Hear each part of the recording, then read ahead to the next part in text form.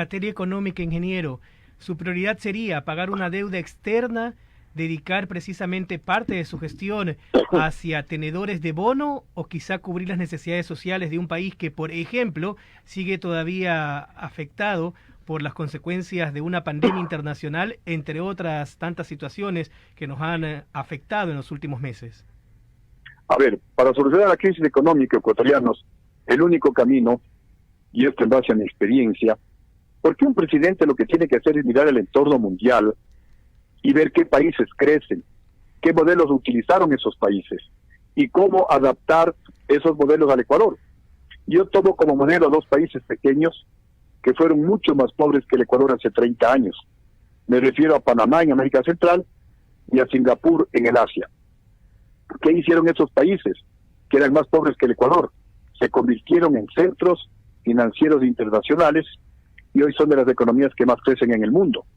Panamá hace 30 años tenía un ingreso per cápita, es decir, un ingreso promedio por año, la tercera parte de lo que teníamos en el Ecuador.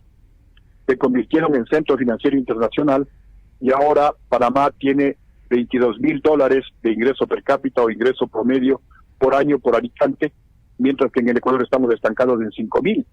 Es decir, ya van a tener 5 veces más ingresos los panameños. Así que la decisión es, a través de una consulta popular, aprobar toda la normativa para que el Ecuador se convierta en un centro financiero internacional, de tal manera que vengan al Ecuador los bancos más grandes del mundo, bancos norteamericanos, europeos, asiáticos, y junto con esos bancos vengan 100,000, ojalá más, de miles de millones de dólares que harán tal presión en la economía ecuatoriana que a través de la competencia van a bajar las tasas de interés a niveles internacionales del 3%. Entonces tendremos dinero barato para hacer créditos baratos, invertir y generar empleo en la agricultura, en la agroindustria, en el turismo, en la pesca, en el sector artesanal. El pueblo con trabajo va a poder consumir y a través del IVA el gobierno tendrá recursos que le permitirán mejorar la salud, que es una de las preocupaciones más graves que actualmente tenemos en el Ecuador. Mejorar la educación, hacer que la educación sea gratuita hasta el 4º nivel, para que la gente de clase media hacia abajo pueda hacer una maestría a 0 costo. Actualmente los únicos que pueden hacer maestría son los ricos, porque una maestría cuesta 8,000, 10,000, 12,000 dólares, y eso un profesional de clase media hacia abajo no lo tiene. Igualmente tendremos recursos para eliminar el impuesto a la entrada y a la salida de capitales, e igualmente para, en un primer gran esfuerzo, bajar el IVA del 12 al 10%, y una vez que la economía se fortalezca, el objetivo es bajarla hasta el 8%, el impuesto al valor agregado. Y con esta plata que va a tener el gobierno, y haciendo una reingeniería del presupuesto general del Estado, eliminando toda la basura, los millones que se gastan en consultorías, en asesorías que no sirven para nada, vamos a destinar un presupuesto de por lo menos $1,000 millones. Luego vendrá el presupuesto de educación, 2,000 millones, el de salud, 2,000 millones, el de Fuerzas Armadas, etcétera, etcétera. Pero primero, $1,000 millones se van a designar dentro del presupuesto general del Estado para pagar la deuda social, para, a través de la banca pública, dar 2 tipos de créditos. Estos créditos especiales al 0% de interés, con 2 años de gracia, se elimina la central de riesgo o buró de crédito, y el único requisito para acceder a este crédito será presentar el proyecto productivo que lo realizará el propio gobierno con sus técnicos.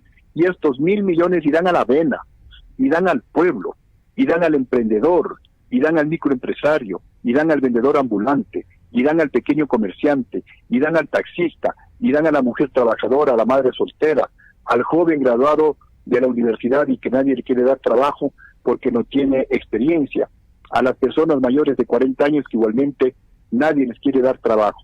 Es decir, vamos a reactivar la economía desde abajo, desde el pueblo, desde la microeconomía. En definitiva, ecuatorianos, en la banca privada, con el Centro Financiero Internacional, bajaremos las tasas de interés al 3%. Tendremos dinero barato. En la banca pública tendremos 2 tipos de créditos. los créditos que actualmente da la banca pública, el Ban Ecuador, al 11, al 12%, se los bajará al 3%. Serán los créditos normales que seguirá dando el Ban Ecuador, que lo cambiaremos de nombre y lo llamaremos Banco Nacional de Fomento, para volver al mensaje de fomentar el desarrollo, de fomentar la producción. Y habrá otra línea de crédito cuyo capital estará en el presupuesto del Estado. Se va a alimentar desde el presupuesto general del Estado esos $1.000 millones para, a través de la banca pública, dar estos créditos a los que me refería al 0% de interés, que son para pagar la deuda social histórica que tiene el Estado ecuatoriano desde 1830 hasta el día de hoy, porque todo en el Ecuador ha sido para los ricos, nada para los pobres. El año pasado se condonaron deudas mediante la ley de remisión de intereses, de perdón de intereses, a los más ricos del país, $4.500 millones, a los banqueros, a las empresas petroleras, a las empresas telefónicas. ¿Qué significa esto? Que si estos ricos hicieron créditos en la Corporación Financiera Nacional, por decir $50 millones, no pagaron intereses, les dieron 50 millones a 0% de interés. ¿Se imaginan? A los más ricos, mientras a los más pobres se le aplica esta ley mal llamada humanitaria, en la que le bajan el sueldo a los pobres, en la que le bajan las horas de trabajo a los pobres. Eso tiene que terminarse, hay que darle la vuelta, hay que comenzar a gobernar en beneficio de la gente que sí paga las deudas, que son los más pobres del país, y desde ahí vamos a reactivar la economía. Por supuesto que vamos a renegociar la deuda externa. Yo hice un crédito al Fondo Monetario Internacional a menos del 2% de interés. Es inaudito, es antipatria pagar intereses del 11, del 10%. Ahí se están robando la plata. Hay que renegociar esos préstamos, hay que renegociar esos contratos petroleros que son perjudiciales a los intereses del Ecuador, y que nadie hace algo por parar ese robo descarado que se está realizando al pueblo ecuatoriano. Por supuesto que vamos a hacer eso, por supuesto que vamos a terminar con la corrupción en las aduanas, en donde se roban por lo menos $3.000 millones al año. Vamos a terminar con evasión tributaria, que según la CEPAL se la calcula en por lo menos $4.000 millones al año, y como ya dije, vamos a cobrar la plata a los que se robaron, que según la Comisión Nacional Anticorrupción supera los $35.000 millones.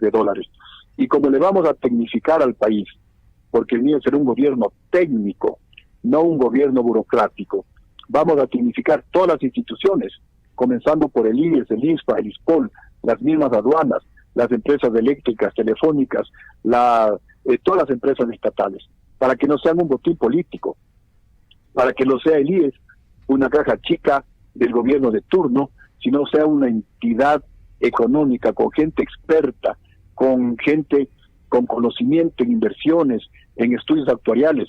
Y les pongo un ejemplo.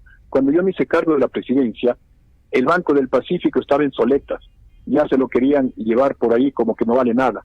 Yo les dije, un momentito, el patrimonio no se vende, vamos a contratar gente experta en banca, le vamos a rehabilitar al Banco Nacional, al Banco del Pacífico.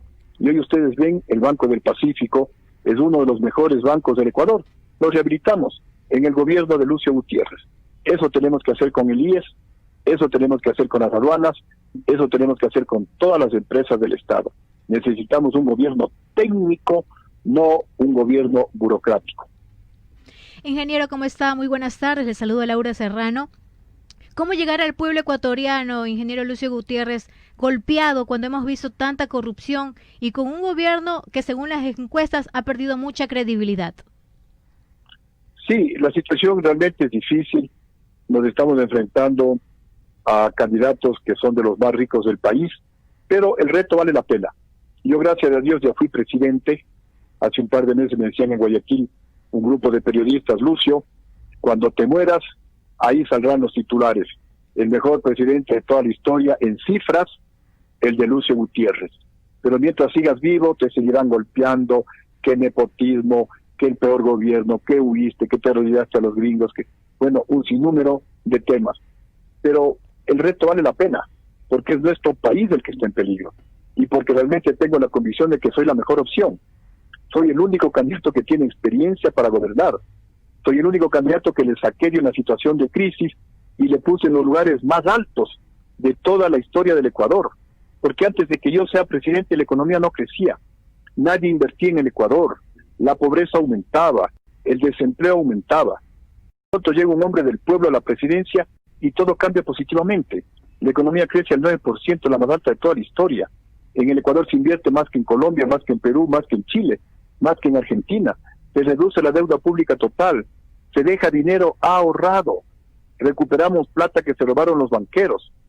Los generales traidores me quitan el respaldo, se cae mi gobierno, los 5 banqueros salieron libres, no se ha vuelto a cobrar un solo centavo más de la plata que se robaron y hemos vuelto a esa historia lacerante de siempre. La economía no crece, aumenta el desempleo, la delincuencia, la corrupción imparable, nadie invierte en el Ecuador. Entonces, ecuatoriano, las cosas están clarísimas. Necesitamos nuevamente una persona con experiencia, un patriota, un hombre honrado, para que nuevamente le levante al Ecuador. Y ojalá pues estos generales traidores se arrepientan del daño que le hicieron a la República. El otro día decía el vicepresidente Blasco Peñerera que el peor error histórico de la historia republicana del Ecuador fue el golpe contra Lucio Gutiérrez. Ingeniero. El Ecuador estaba tan bien como nunca en su historia. Después del golpe vino la debacle en todos los ámbitos, ámbito económico, ámbito social y fundamentalmente en el ámbito ético y moral, porque han destruido los principios éticos y morales de la República. Ingeniero, una última consulta. ¿Con quiénes sí podría dialogar en este proceso rumbo a las elecciones del 7 de febrero, Sociedad Patriótica, Lucio Gutiérrez? ¿Y con quiénes no se sentaría jamás a conversar? Esto lo digo por cuanto hay quienes llaman a frentes únicos, a un solo frente de tendencias. ¿Con quiénes sí, con quiénes no? A ver, nosotros estamos listos a dialogar con todos aquellos que quieran dialogar con nosotros. Y no vamos a dialogar, obviamente, con aquellos que no quieran dialogar con nosotros. Es decir, nosotros, Sociedad Patriótica, Lucio Gutiérrez, no ponemos ninguna condición para dialogar. Estamos listos a dialogar con todos. Serán nosotros los que quieran dialogar con nosotros que se sienten y conversaremos para delinear el destino de nuestro país. Gracias, ingeniero. Para El Mundo a las 2, sus palabras finales. Bueno, muchísimas gracias a ustedes por esta oportunidad. Les felicito, un bonito programa. Les agradezco a los amigos que han tenido la paciencia de escucharnos. Y recuerden, hoy no es cualquier elección.